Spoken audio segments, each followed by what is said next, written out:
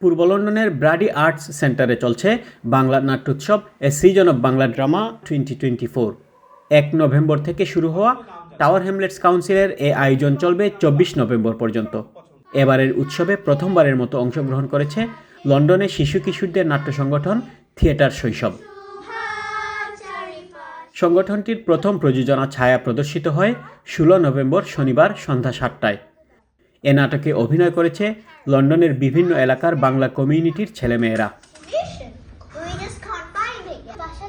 ছায়া নাটকে পরিবার ও সমাজের মাঝে প্রজন্মগত চ্যালেঞ্জ খোঁজার চেষ্টা করা হয়েছে।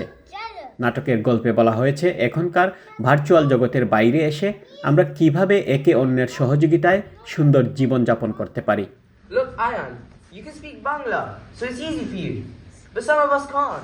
শিশু কিশোরদের নিয়ে মঞ্চ নাটক করা অনেক চ্যালেঞ্জিং হলেও শিশু কিশোরদের নিজস্ব শিল্প সংস্কৃতির সাথে পরিচয় থাকা প্রয়োজন বলে মনে করেন ছায়ানাটকের রচয়িতা ও নির্দেশক জিয়াউর রহমান সাকলাইন।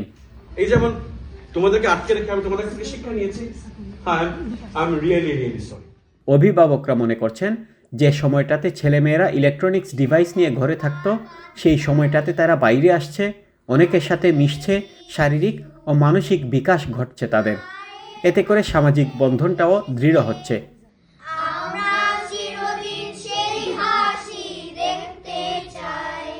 নাটকে অংশগ্রহণ করতে পেরে উচ্ছ্বসিত ক্ষুদে শিল্পীরা।